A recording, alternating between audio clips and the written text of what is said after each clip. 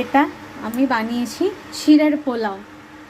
দেখতে কেমন হয়েছে বলো, আর রেসিপি তোমরা দেখে নাও, আশা করছি ভালো লাগবে।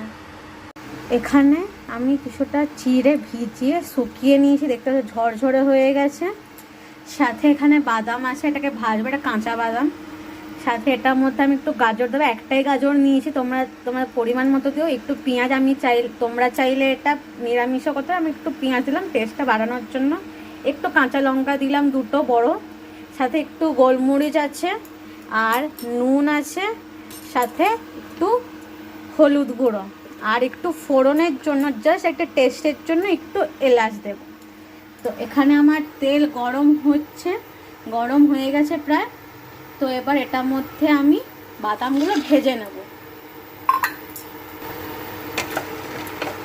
হালকা লাল লাল করে ভেজে নেব, যাতে একটু কালার চলে আসে আর টেস্ট ভালো হয় আরও বেশি। কাঁচা বাদামটা হয়তো একটু গ্যাস গ্যাস হতে পারে, তাই জন্য আমি একটু ভেজে নেব। হালকা হালকা গোল্ডেন করে ভেজে নিয়েছি। এবার আমি কড়াইয়ের মধ্যে দিয়ে দেব এই দুটো এলাচ, দিয়ে একটু নাড়িয়ে নেব। যখন দেখবেন হালকা একটু ফুলতে শুরু করেছে, তখন আমি দিয়ে দেব পেঁয়াজ।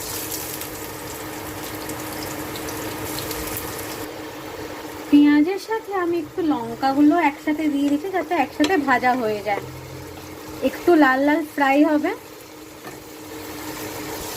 সাথে একটু আগে থেকে একটু করে নুন দিয়ে দিলাম, যাতে তাড়াতাড়ি নরম হয়ে যায়। পেঁয়াজটা যখন হালকা কালার চলে আসবে, তখন একটুখানি হলুদ দেবো, জাস্ট একটু, আর দিয়ে আমি গাজরগুলো দিয়ে দেব। এবার গাজর দেওয়া হয়ে গেছে, তো আমি একটুখানি গোলমরিচ গুঁড়ো দিয়ে দিলাম, জাস্ট একটু স্পাইসিনেস একটু হালকা দেওয়ার জন্য।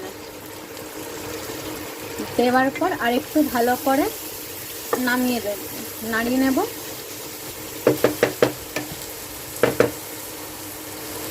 এটাকে নাড়ানো হয়ে গেছে, এবার এটাকে আমি ঢাকা দিয়ে দেবো।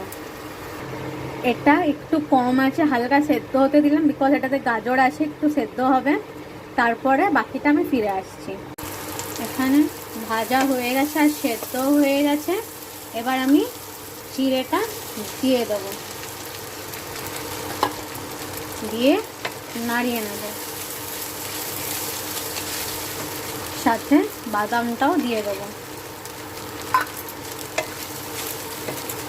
নাড়িয়ে নিয়ে আমি পুরোটা ভালো করে গুছিয়ে এখানে নামিয়ে নিয়েছি, পুরো একটা বাটিতে সেট করে নিয়েছি। দেখে না কেমন হয়েছে।